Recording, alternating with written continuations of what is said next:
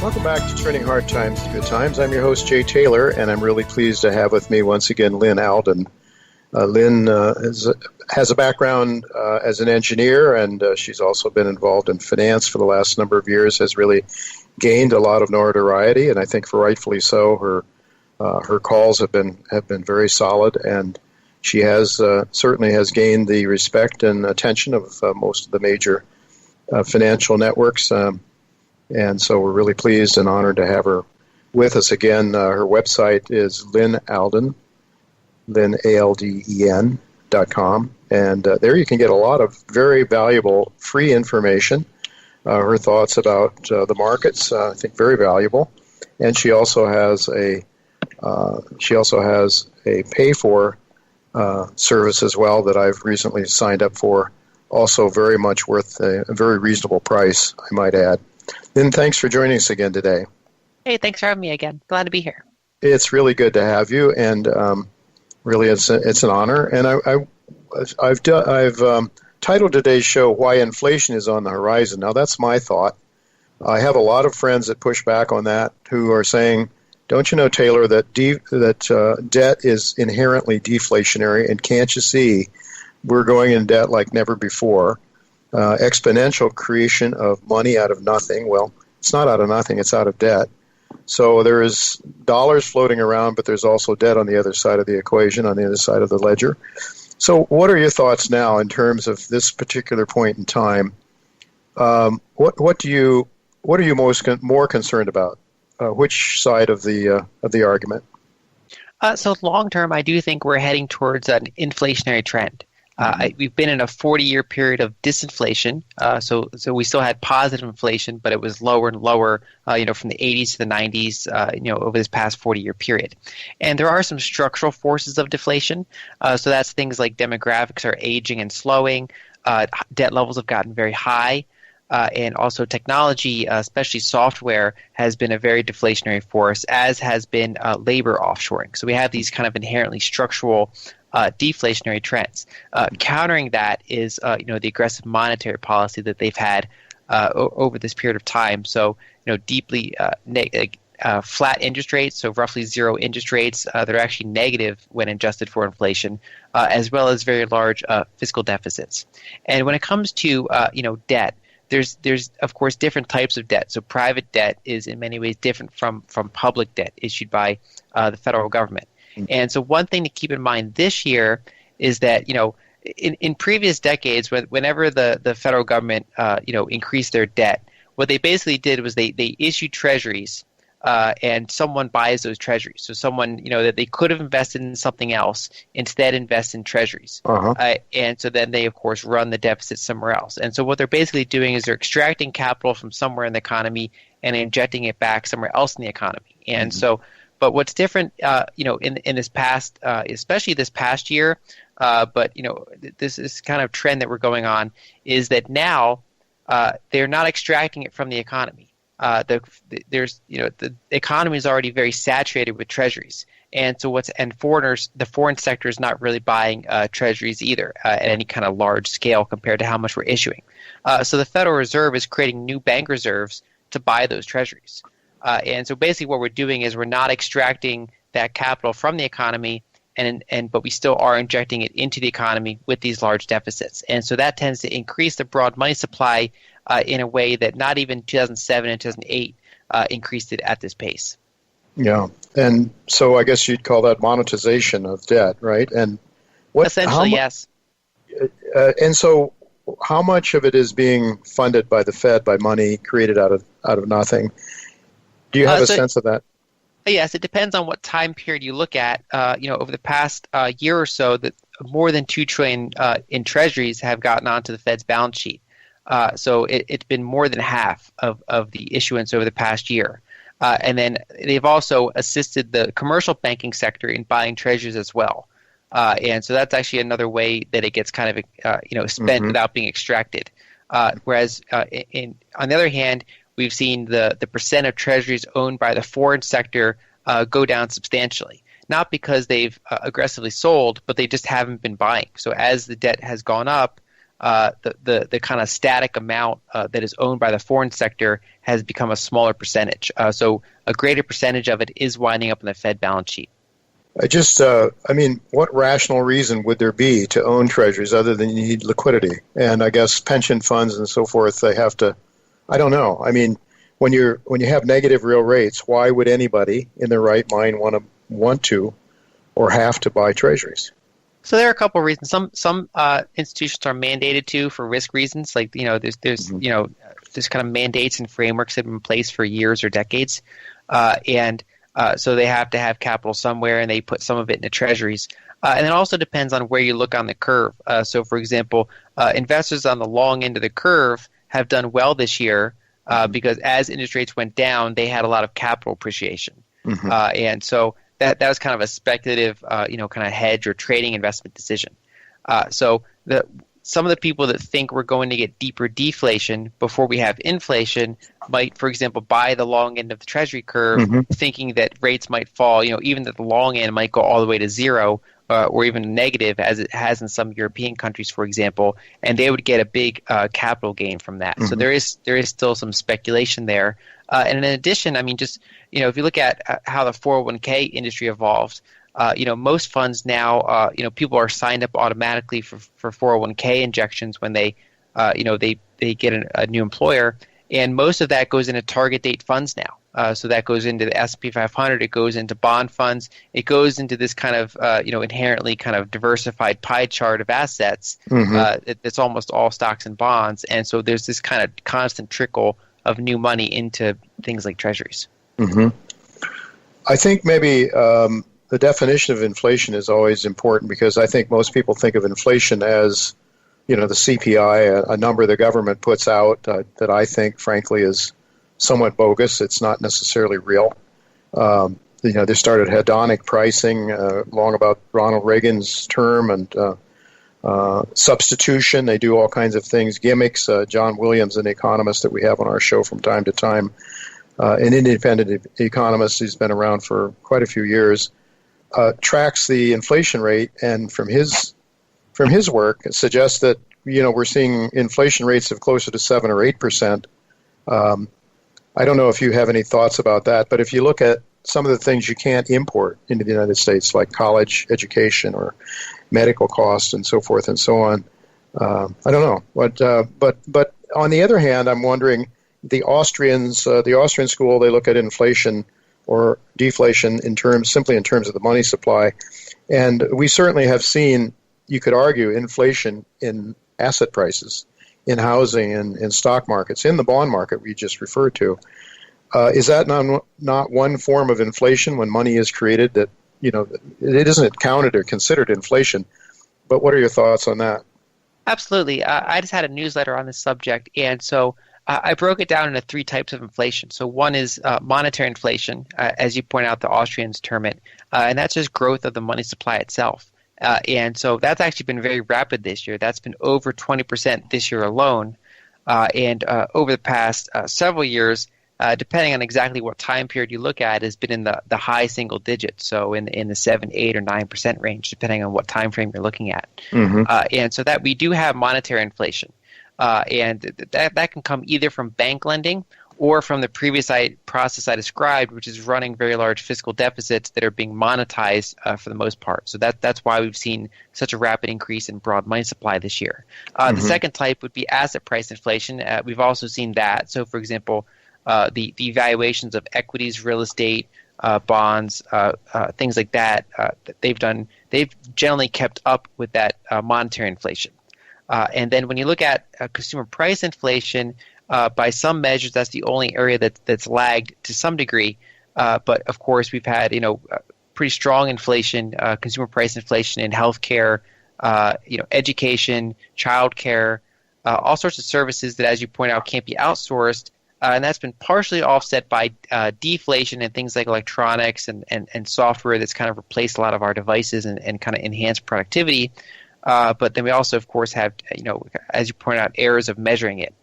We've also enjoyed a period of relative commodity abundance just because, we've had unprofitable shale oil supply come online in the past decade. We had big copper developments in the past decade that we're still kind of enjoying to this day. We're not really running into inherent scarcity in most commodities.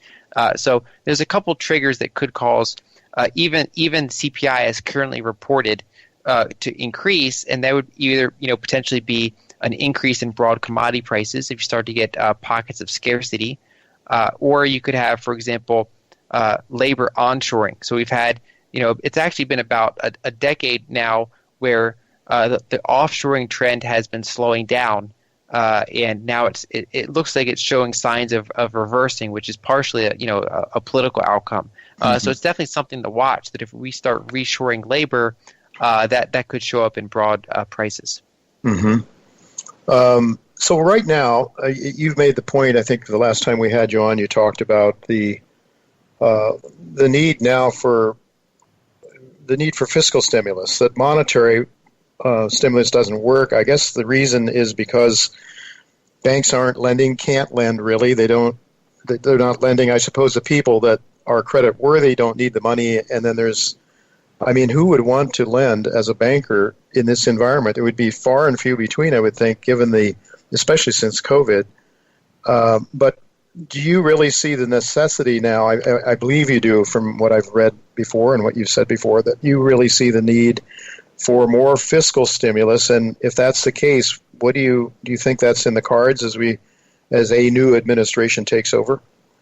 So I think one thing they have to do is target things better. And so one thing I pointed out, for example, is that over the past couple decades, we've reduced corporate taxes, which is good, and we've reduced certain other types of taxes. However, payroll taxes have been very high, and healthcare expenses, that are mostly burdened by employers are the ones paying big chunks of that for their employees. They've skyrocketed. That's been a type of inflation. And so what we've seen is a bifurcation between companies that are not labor intensive and companies that are very labor intensive. So if you have a software company, you're enjoying the lower corporate tax rates, but you're unburdened by the fact that payroll taxes are still high and that healthcare expenses for employees are still high.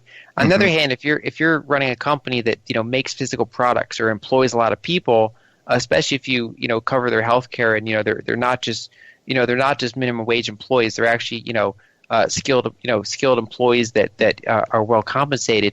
That's a very tough business model, and that's where a lot of the businesses have had to really lay off people and outshore their labor.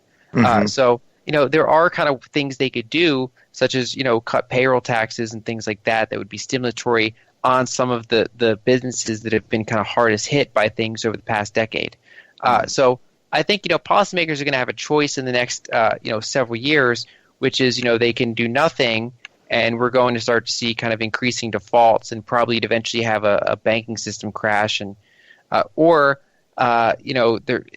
it ultimately is going to end in with a devaluation of the currency in one way or the other. And the decision is whether or not they want to do that in kind of a healthy and targeted way, or whether they want to end up doing it in a messier way. And with the current kind of political outlook, it appears that we're going to have a Biden victory, and it appears we're probably going to have a red Senate. So my base case is probably not a lot of major action over the next 2 years. I wonder if a red or Republican Senate might be more inclined to go along with the tax cuts on labor. I don't know. We'll have to wait and see. So do you see a sort of a divided government like that, with the Senate remaining Republican and the White House being Democrat, as making it more difficult for fiscal stimulus then, I would imagine? Is that your thinking? Yeah, it takes some of the larger stimulus options off the table, and of course that people have different opinions on whether that's good or bad. But just from analyzing asset prices of different things, it's just a variable to consider. But I do think they're probably going to be forced to do something, just because we would eventually have kind of probably another wave of civil unrest if this were to play out with a zero stimulus, right? Because you're going to start to see people get evicted in greater numbers and things like that. And so there's this natural socio-political feedback loop that happens. And so, for example, even though we had a red Senate, we had a massive stimulus bill earlier this year. And that was just because the economic damage was so severe, and we came into this already so fragile. And so I'm expecting they're probably going to do something small in the years ahead. But either way it plays out, I think the key thing is to have some degree of diversification and to be in assets that don't require stimulus, but that would also serve as a hedge against currency devaluation in the case that you do get stimulus. Currency devaluation could be a frightening prospect, I think, in terms of inflation, and would be not a good thing. Which way? So, are you more concerned now about deflation? I kind of hear that from you. That deflation in the traditional sense of CPI. So my long-term outlook is inflationary. I do think that between now and the spring, I'm not expecting a ton of CPI inflation during, say, the next 3 months or so. Just because we have this current COVID wave, we're entering the winter. Some of the vaccines, they're more of a 2021 story if they pan out. And just because we'll see what happens with the election contestation, we'll see what happens with stimulus over this time period. So I'm not expecting kind of major devaluations to occur in the next 3 months or so. I would say I'm kind of neutral to slightly disinflationary, in kind of the near term. But I remain mostly positioned towards a longer term inflationary outlook. But I do keep a degree of cash on the side of in allocated in different portfolios to take advantage of any deflationary shocks or things that might happen along those lines. Yeah. Well, Ray Dalio says cash is trash, and I can kind of understand that, but maybe not as much. And yet, certainly, we've all been through these. Sudden the bottom falls out of the equity market, and we're stuck with things we don't. We just wish that we had the foresight of building some cash before the bottom falls out, for sure. So 2021, I mean, the equity market, when it heard the Pfizer news a week ago or so, got really excited. I mean, I saw $1,500 up on the Dow before the market opened. I mean, the Fed, though, is going to pump money. It's got to pump money because there's nobody, as you pointed out, lending or at least there's a shortage of lenders. So even if there's not a lot of fiscal stimulus, there's going to be huge deficits. You would agree with that, I guess, right? And then the Fed is going to have to print, which I guess if you don't get the fiscal stimulus, then the money just keeps piling into the equity markets and into real estate or whatever, and you have this growing disparity between rich and poor. Yeah, so my base case is, that certain assets are still likely to do well. So I'd be careful of some of the most risky plays, things like commercial real estate or some of the airlines, movie theaters, things like that. I do, however, like some of the cyclicals, whether it's things like I like airports. I don't like airlines, but I like airports because they have a wider economic moat. I like some of the steel makers. I like some of the more industrial kind of cyclical companies as part of a diversified portfolio. And so I still like precious metals. I like an allocation to Bitcoin as well. So I having kind of multiple bets placed on multiple different asset classes in the event that whether or not we get stimulus or not, these are things that are well constructed to survive over the next year or so, regardless of how many evictions happen or how whether or not we get a deflationary crunch before we get inflation or whatever the kind of outcome might be. Some things that are just inherently strong that I think can hold up well. And you, how often do you publish for your paid subscribers? So my base case is every 2 weeks we have a report out, and then sometimes during market volatility or unusual events, I publish an extra piece. Yeah, and your service is very reasonable. I can't remember exactly what I paid, but what is it? It's for the full year. It's $199. Very reasonable. It is excellent, no doubt about it. You mentioned Bitcoin, and I have to ask you because you put up. I haven't had a chance to read it. In fact, I just noticed it. You published it on just on the 12th, so just very recently. 7 misconceptions about Bitcoin. Could you share some of them with us, perhaps? Yeah, sure. I mean, this is a very controversial asset class, and especially between there's Bitcoin investors that hate gold, there's gold investors that hate Bitcoin, and I'm in the camp where I have both. And so I originally covered Bitcoin with a piece back in 2017, and I was neutral to bearish on it. So I took no position. There were a lot of risks at the time. And we, of course, had that blow off top. Then we had like a big, kind of a 2.5-year correction consolidation. Earlier this year in April, Bitcoin, during that big kind of March sell-off, Bitcoin fell. And then during the recovery phase, it was about 6,900, and I went long in the research service. And I've been kind of providing a bull case since then. So right now, as of today, it's over 17,000. But of course, it's a very volatile asset.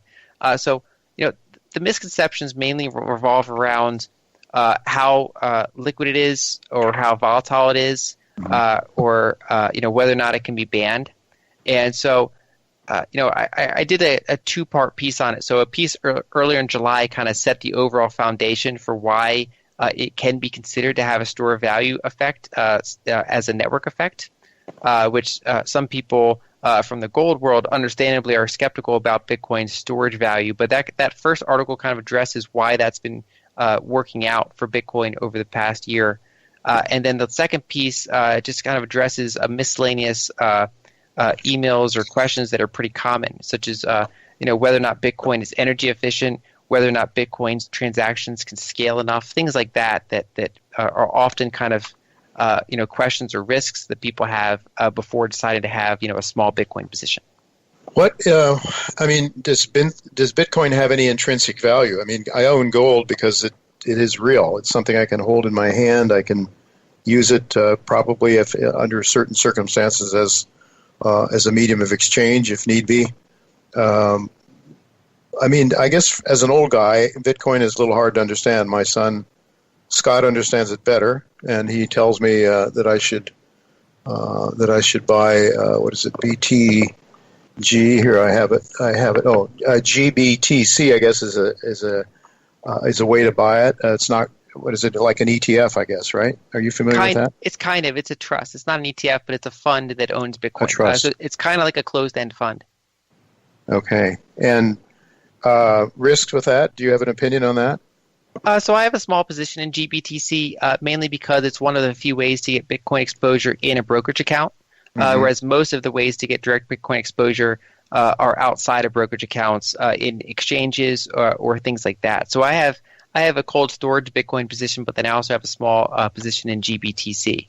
And as far as intrinsic value is concerned, so one analogy I make to gold is that gold, if you look at the demand for it, about 10% of it is in industrial, and the rest is jewelry and as a store of value. So a lot of the price premium that gold enjoys is based on its unique characteristics that make it ideal as a store of value. And so it mostly benefits from the strong network effect that we know that it has very long, multi-thousand-year history of being perceived as a store of value, and that we could always find someone that would take our gold for a certain amount of value if we needed to. So with Bitcoin, essentially, it's the entire value of it is based on that network effect. So it has no industrial utility, but what it enjoys is the fact that it's scarce, and compared to every other cryptocurrency, it's far more secure because all of them have lower hash rates protecting their blockchain. So they're actually pretty cheap for a large entity to try to attack, whereas Bitcoin itself has so much security and so much hash power that it's very challenging for any sort of entity to attack it and try to break the blockchain. And so it becomes kind of the only viable cryptocurrency that can be considered to be a store of value. And so one of the advantages of it is that it's accessible to people around the world that for many of them don't have access to gold even. So for example, cryptocurrencies are particularly popular in emerging markets.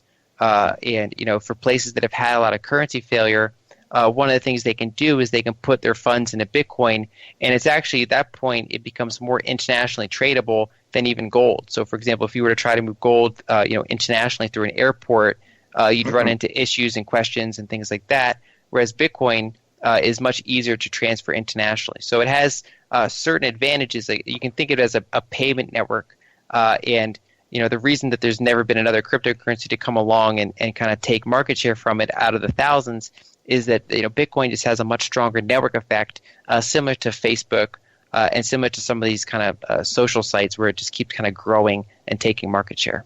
Mm-hmm. What about government and central banks? It doesn't seem as though they would want to let their privileges go and compete and have a competitor like Bitcoin. Aren't they likely to try to grab a hold of that or somehow? Can they do it? Would it be possible? That's a risk to consider, and that's been Bridgewater founder Ray Dalio's main concern, is that if it does well, governments will ban it. And there, of course, is a precedent for the U.S. government banning gold, for example. Sure. And a couple points to consider. One is that it's becoming a pretty large asset class, and now it's on two publicly traded companies' balance sheets, so MicroStrategy and Square. It's also increasingly owned by hedge funds. Investors like Stanley Druckenmiller are now in it. And in addition, we have major custodians like Fidelity building out custody solutions for institutional grade clients. And so at that level, it's basically getting so entrenched that the larger it gets, kind of the harder it is to ban. And then, of course, even if they were to ban it, that creates a game theory effect where another country can say, okay, we're not going to ban it. Come build your businesses here. You can run your changes here. And so I do think that banning is potentially kind of one of those kind of intermediate term risks.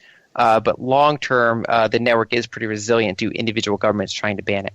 Yeah, I can't imagine governments not wanting to get, they certainly want to know what transactions you're involved with and would want to get a piece of the action through the tax code. Yeah. No matter where you're at, I suppose, right? And so I did buy a few shares of this GBTC this morning at $19.69. I look on my screen now, it's $1.28. Not bad for one day's work, I guess. Work, in quotes. Yeah, it's very volatile. It'll probably go up and down big. Yeah. Well, Lyn, it's just really, really great to have you with us again. Always a lot of great insights. Certainly, I would just suggest to my listeners that they pay attention to what you're doing. LynAlden.com. Go there and sign up for Lyn's free letter for sure. But more than that, consider subscribing to her service for under $200 a year. It's pretty hard to beat that, I must say. Lyn, thank you so much for being with us, and all the best to you. And we'll look to do it again sometime soon, I hope. Yep. Best to you as well. Thanks for having me.